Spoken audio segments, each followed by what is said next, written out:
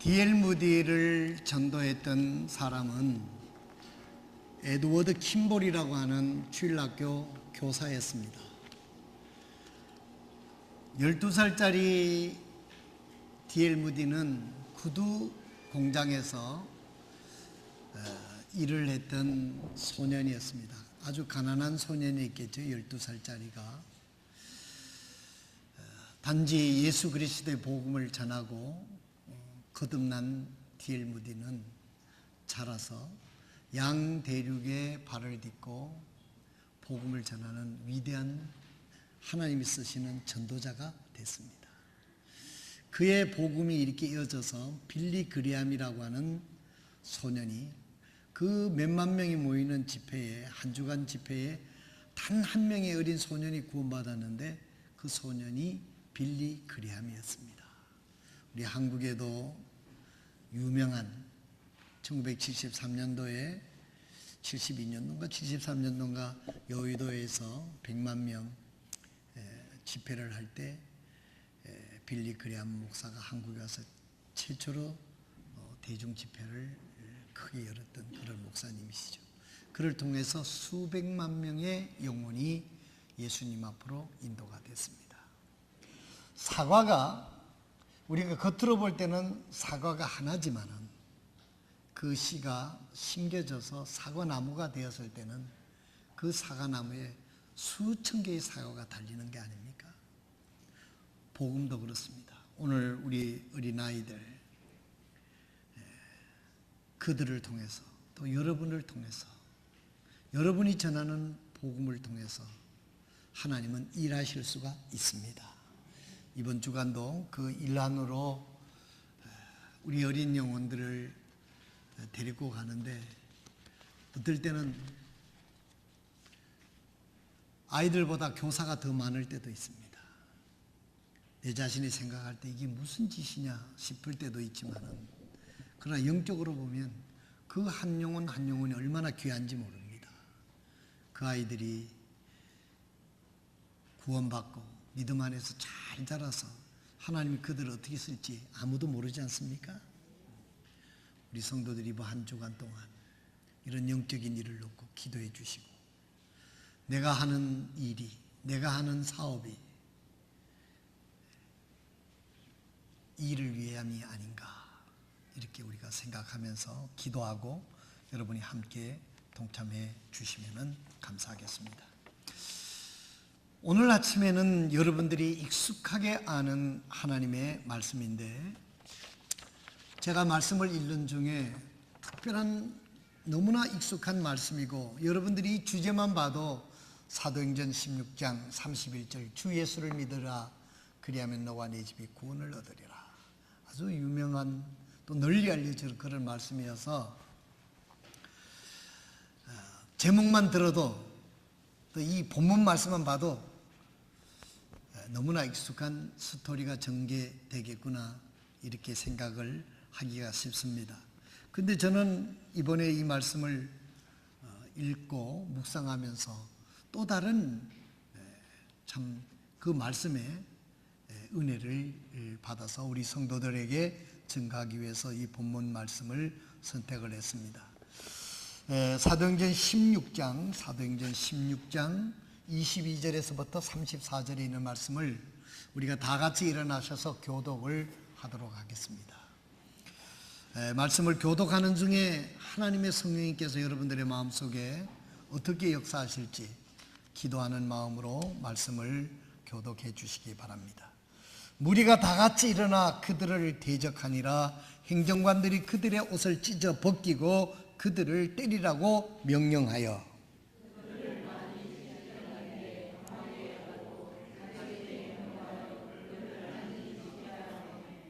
간수가 이러한 분부를 받아 그들 안에 있는 감옥에 밀어넣고 그들의 발을 차고에 단단히 채우니라.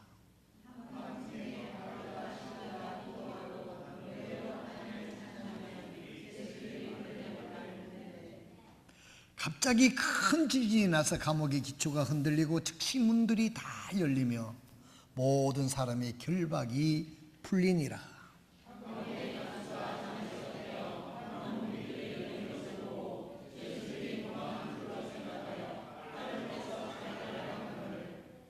바울이 큰 소리로 외치며 이르되 내 몸을 해하지 말라 우리가 다 여기 있노라 하니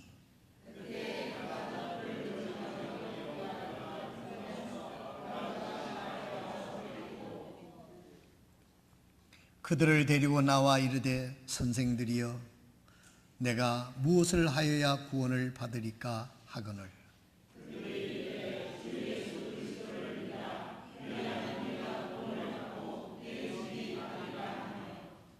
주의 말씀을 그와 그의 집에 있던 모든 사람들에게 말하니라.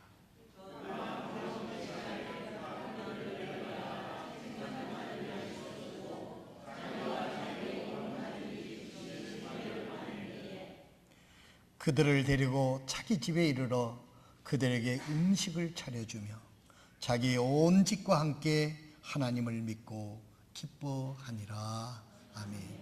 하나님 우리 아버지, 살리는 것은 영이라 하셨사오니 가물어 메마른 땅에 단비를 내리시듯 오늘도 하나님께서 말씀으로 저희들에게 은혜를 내려주셔서 우리의 속사람을 강건케 하여 주시고 성령으로 충만케 하셔서 우리가 되살아나게 하시고 힘을 얻게 하시고 하나님의 역사를 이루는 하나님의 사람으로 굳게 설 수 있도록 이 아침에 저희들의 심령에 큰 은혜를 내려 주시옵소서. 예수님의 이름으로 기도드리옵나이다. 아멘. 바울 사도는 그 일행들과 함께 주의 복음을 증거했습니다. 사도행전 16장에는 유명한 장입니다.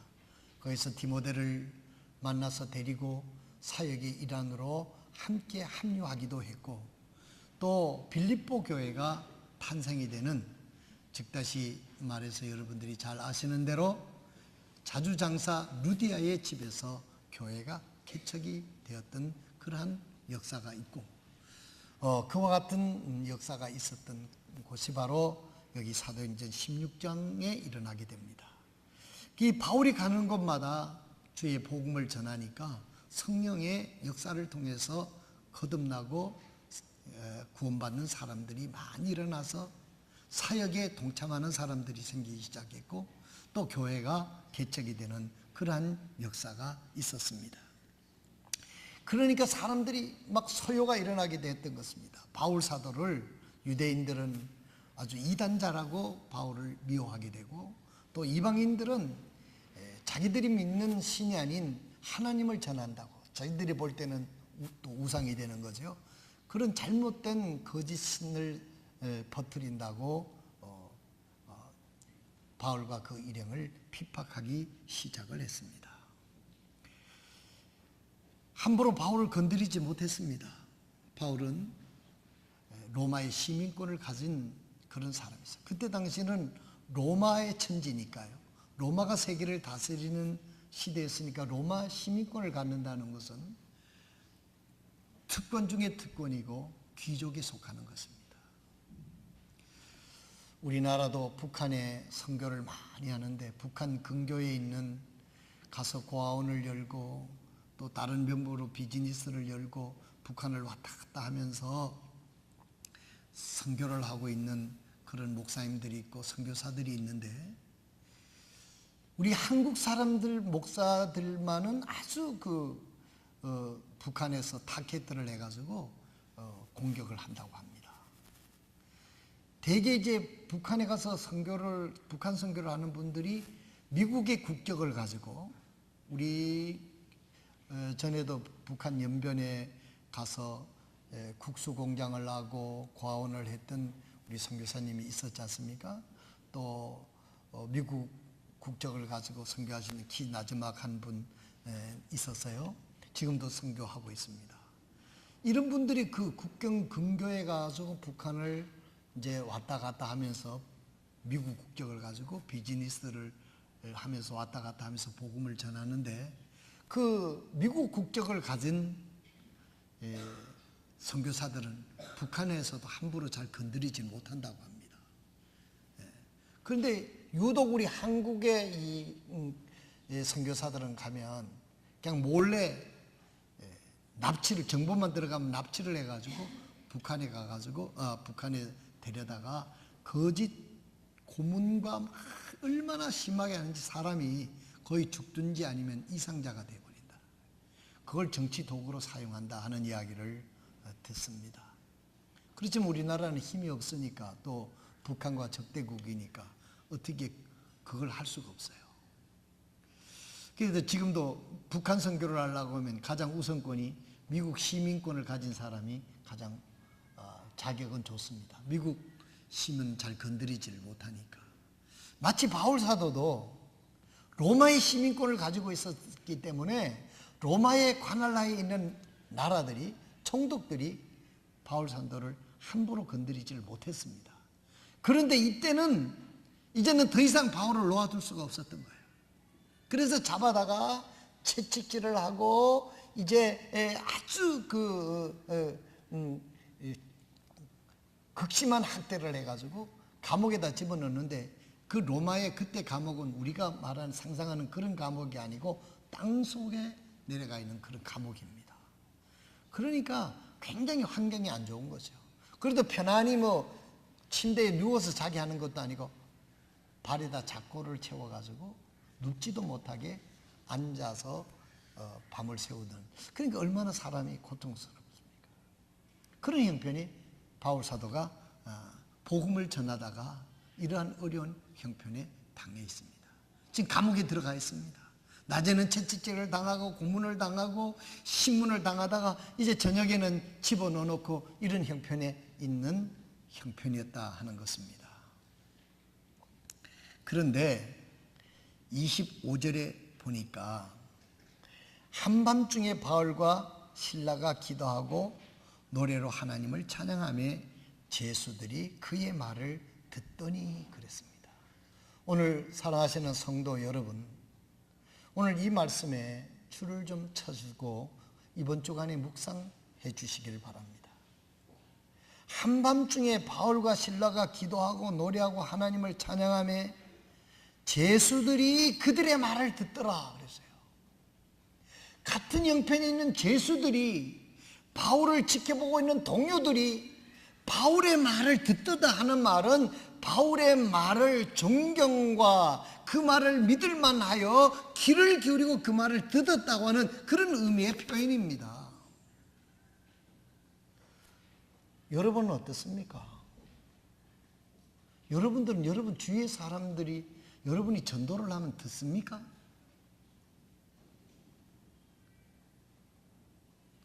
듣는 사람도 있고 안 듣는 사람도 있고 아예 안 듣는 사람도 있고 해보지도 않았고 뭐 등등 여러 가지 사지 여러분들이 스스로 선택을 해보세요. 오늘 우리들이 크리스천 삶이 내가 전도를 하고 내가 살아갈 때 사람들이 나의 말에 귀를 기울이고 나의 행동에 귀를 기울이고 나를 존경과 정말 그 담고자 하는 그런 눈빛으로 나의 말을 듣고자 하는 기대되는 마음으로 내 삶을 지켜보는 주위의 사람들이 있느냐 하는 우리의 삶에 대해서 우리 자신들이 한번 살펴보는 시간이 됐으면 좋겠습니다. 여기에 무슨 문제가 있든지 하나님 앞에 우리의 자신을 고백하고 하나님께서 이 문제에 해답을 주실 수 있도록 그럴 은혜를 끼치는 그러한 우리 크리스찬이 돼야 되지 않겠습니까? 이 말은 한마디로 무슨 말이냐면 오늘날 그리스도인들이 이 사회로부터 우리 동료들로부터 우리의 주위에 있는 사람들로부터 존경과 닮고자 하는 마음과 교회를 따라 나가고자 하는 식품이 전혀 없는 데서 문제가 있는 것이 아닌가, 저는 그렇게 생각을 합니다. 바울 사도는요, 같은 형편에서 매를 맞고 그런 삶을 살았는데도 그 바울의 말을 듣더니 그랬어요. 여러분, 이 단어가 그들의 말, 제수들이 그들의 말을 듣더니, 이 말씀을 읽는 순간에 우리들의 마음속에 감동이 주어지지 않습니까? 제수들이 전도를 하면 니나 잘해라, 똑같은 제수 형편에 뭘 이렇게 하기가 쉽잖아요. 사람들이 그 감옥에 들어간 사람들이 뭐 누명을 쓰고 들어간 사람도 있고 억울하게 들어간 사람도 있지만 대개 질들이 안 좋은 죄를 짓고 거기 갔을 거 아닙니까? 죄를 짓고 갔을 거 아닙니까? 그들에게 바울이 얘기를 했는데 바울이 그들의 말에 들었다는 거예요. 귀를 기울였다는 거예요.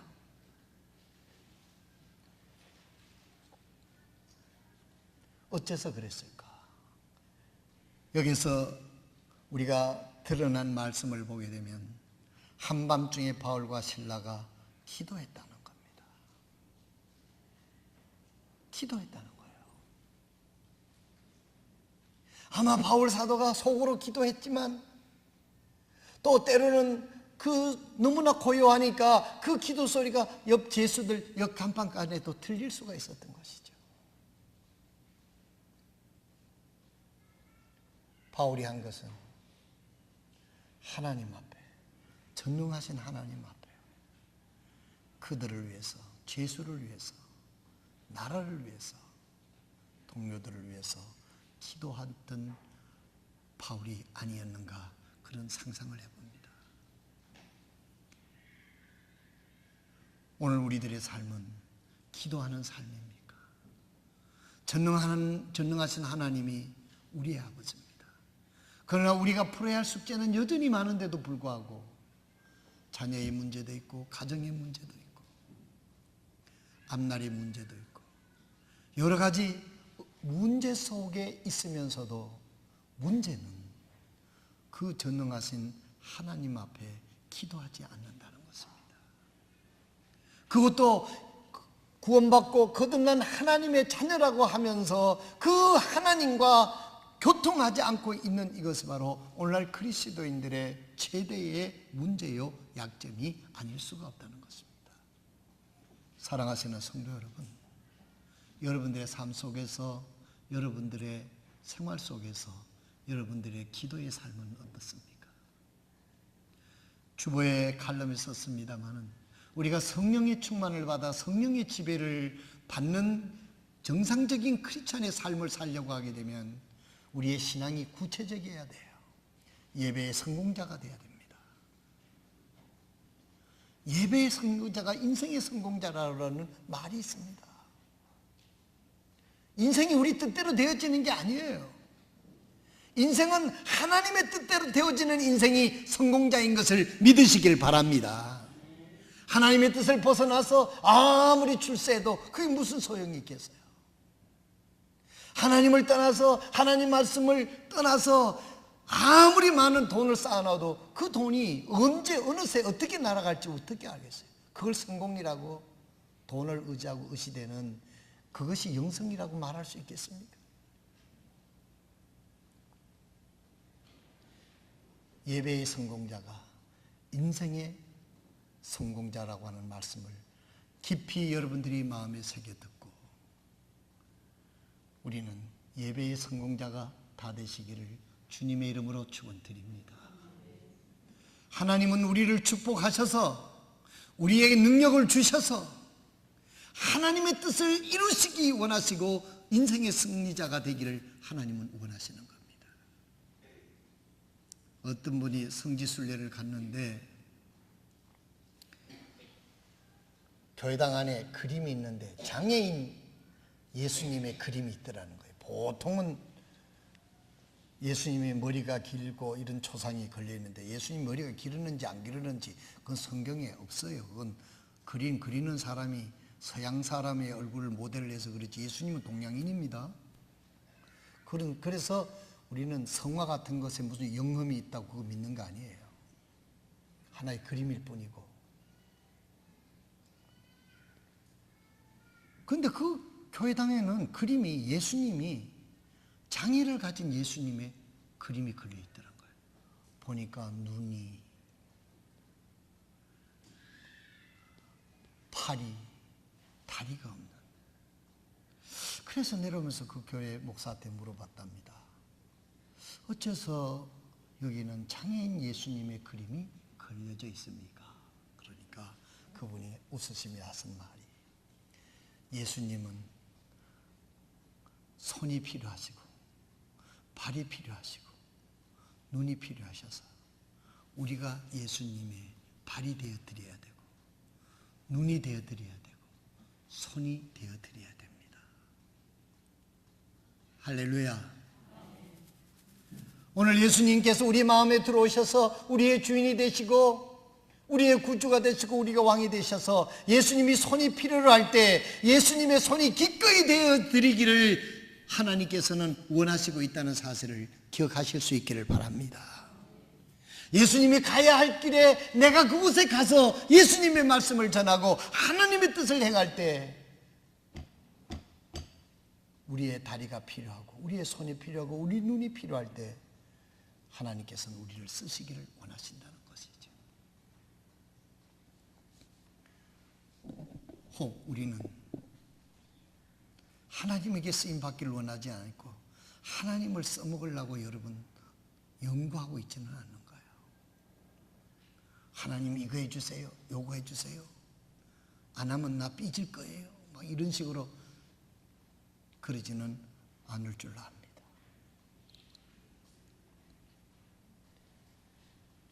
우리는 예배자의 성공자가 된다는 것은 하나님의 통치를 받겠다는 거룩한 우리의 겸손입니다. 내 맘대로 살지 않겠습니다. 내 뜻대로 살지 않겠습니다. 내 야맘대로 살지 않겠습니다. 나를 구원해 주신 주님의 뜻대로 주님의 인도대로 하나님의 영광을 위해서 살겠습니다. 나를 인도해 주십시오. 내가 여기 있습니다. 이것이 바로 예배자의 마음인 것을 깊이 새겨두시기를 바랍니다. 이런 마음으로 우리가 하나님 구원받은 사람이 하나님 앞에 나와서 예배를 드린다면 하나님께서 은혜를 주시고 능력을 주시고 물질을 주시고 권위를 주시고 일터를 주셔서 하나님의 뜻을 이루도록 우리를 빛나게 사용해 주시는 은혜가 있을 줄로 믿습니다. 예배의 성공자가 돼야죠. 바울은 감옥에 가서도 기도했습니다. 예배는 기도가 있고 기도는 우리가 하나님 앞에 드리는 것이고 하나님의 말씀은 하나님 우리에게 하시는 말씀이에요. 그래서 예배를 마치고 갈 때는 반드시 하나님 앞에 결신이 드려져야 되는 겁니다.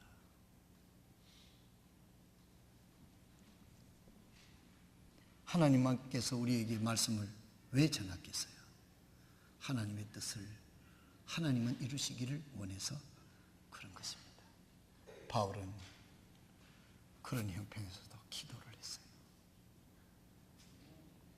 그리고 또 보면 찬양했다 그랬습니다. 찬양은 뭡니까?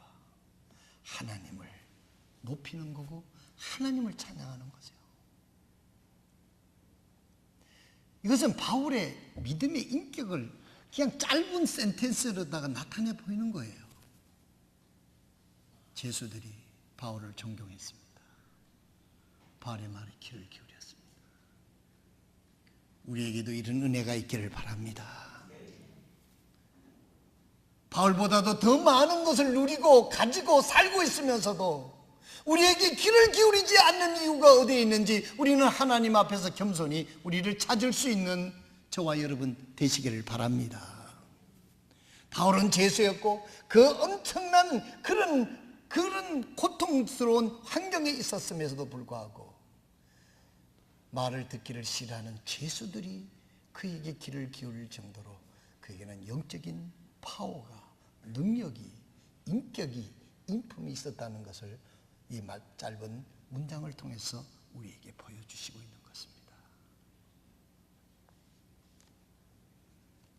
그런데 그날 밤 갑자기 큰 지진이 16장 26절에 보면 갑자기 큰 지진이 나서 감옥의 기초가 흔들리고 즉시 문들이 다 열리며 모든 사람이 결박이 풀리니라.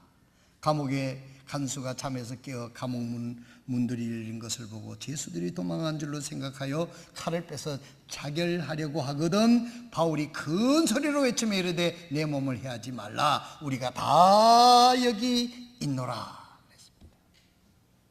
여러분, 죄수가 이제는 자기가 지켰던 죄수가 도망가면 로마법에 의하면 자기가 대신 죽어야 돼요. 그러니까 그 지키던 죄수가 다 도망갔으니까 자기는 10번도 더 죽어야 될 그런 엄중한 책임이 있으니까 자기가 몸을 자결하려고 그러는데 바울 사도가 내 몸을 해하지 마라. 우리가 다 여기 있다. 바울과 함께 있던 제수들이 하나도 도망가지 않았다는 겁니다. 우리가 다 여기 있노라. 여러분, 도망가지 않았습니다. 바울이 왜 도망가지 않았습니까? 다 제수하고 막 하나님이 뜻인 줄 알고 다 도망갔을 거 아닙니까? 야, 하나님이 이렇게도 옥문을 열어주시는구나 하면서 간증거리 생겼다고 막 도망갔을 거예요. 여기 의미가 있지 않습니까? 우리 도망가지 않았습니다. 우리가 다 여기 있다.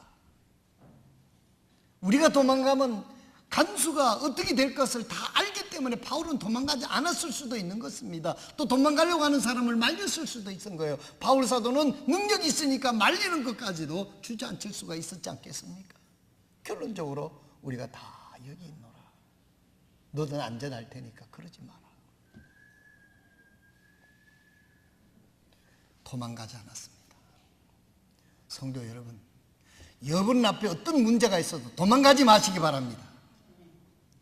주님 앞에 기도하면서 주님의 능력으로 해결해 주시는, 해결하시는 은혜를 체험하시기를 바랍니다. 오늘날 야가 빠진 그리스도인들은 문제만 있으면 도망갈 궁리부터 합니다. 뭔 일이 있으면 교회 안 나올 연구부터 합니다. 그 하나님 방법 아니요. 바울은 100번 도망가도 합당한 이유가 있었을 되지만은 도망가지 않았어요. 내가 도망가면 이 죄수가 대신 고통을 당하고 죽는 것을 알았고, 또 하나님의 뜻이 어디 있는지를 알았기 때문에 바울은 자기의 어떤 육신이 아니란 보담도 여기 있는 이 간수에게 더 관심이 있었을 겁니다. 우리 그리스도인들은요, 첫 번째 하나님을 먼저 생각해요. First God. 두 번째는 상대방을 생각해야 돼요. 세 번째 나를 생각해야 돼요. 이렇게 살면 어디 가든지 시간이 지나면 존경받습니다. 옛날에 버스 탈 때 이래 보면 막 들어와가지고 막 해치고 들어가서 막 안고,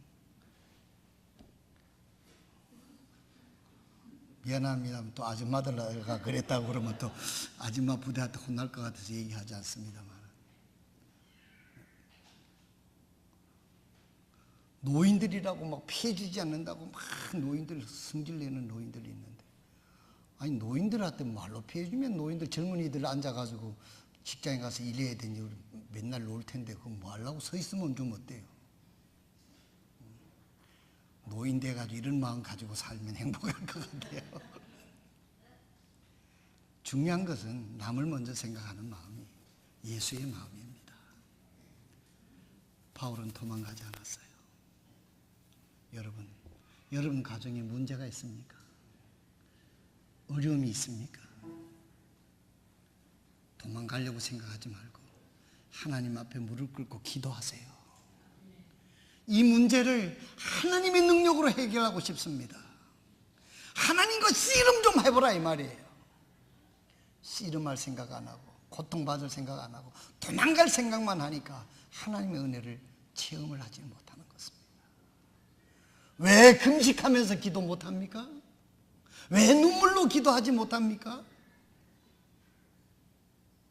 하나님은 분명히 나에게 어려움을 주면, 시험을 주면 감당할 시험만 준다고 그랬는데, 하나님이 나에게 이런 어려움을 허락해 줬다면 믿음으로 내가 능히 감당할 수 있기 때문에 이 시험을 주셨을 것입니다. 하나님, 이 시험을 이길 수 있는 길이 뭡니까? 기회가 무엇입니까? 하나님께 기도하고 시작한다면 하나님이 반드시 보여주실 거예요.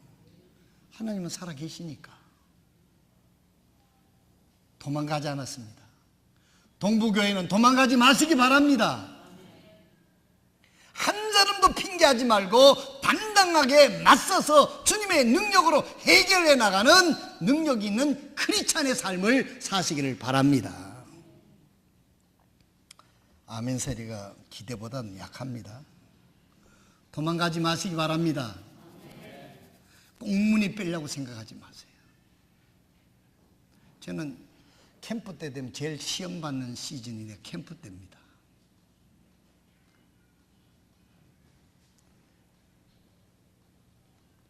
모두 함께 마음을 모아서 하나님의 뜻을 이룰 수 있기를 바랍니다. 두 번째로 바울은 다 도망가지 않았지만 도망가지 않았다고 해서 그게 대수가 아니잖아요. 바울은 두 번째로 복음을 전했습니다. 간단했습니다. 우리가 도망가지 않는 것은 너를 구원하기 위해서, 너의 영혼을 위해서, 너가 고통받지 않게 하기 위해서 우리가 도망가지 않고 다 여기 있단 말이야. 우리가 만약 도망갔으면 너는 어떻게 됐겠어요? 간수는 어떻게 됐겠어요? 주 예수를 믿으라. 그리하면 너와 네 집이 구원을 얻으리라. 복음을 전했더니 이 간수가 그 자리에서 거꾸러진 거예요. 이처럼 나를 진정으로 생각한 사람을 진정으로 만나보지를 못했거든요.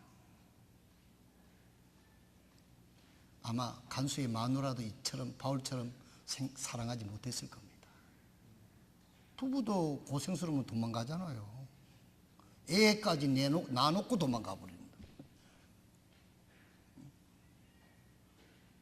저는 가끔 예린이하고 맥도날드에 가면 사람들이 이상한 눈빛으로 볼까 봐 걱정스러워요.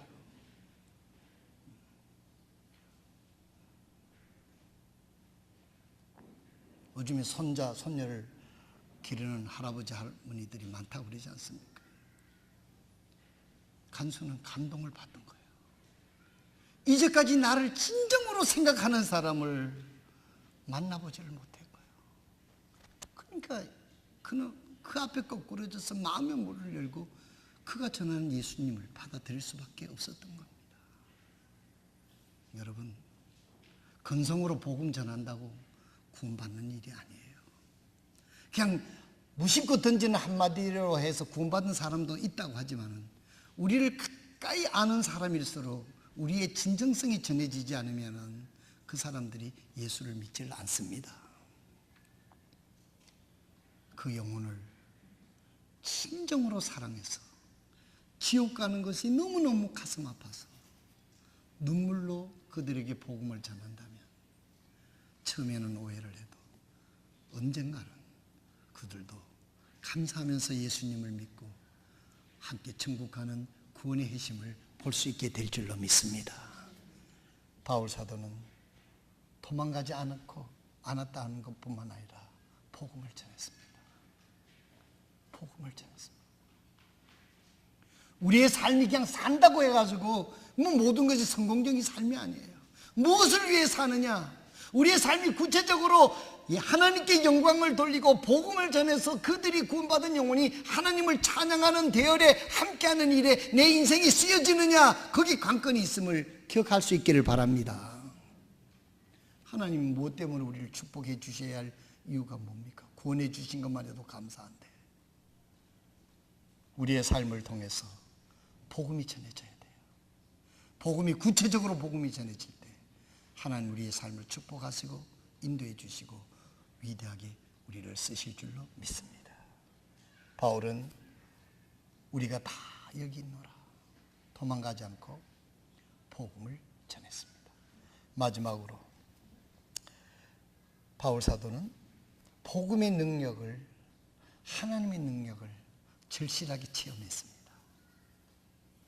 그 전날만 해도 자기의 채찍질하고 욕설하고 때리고 그러던 사람이 복음을 전하니까, 복음으로 구원받으니까 사람이 변한 거예요.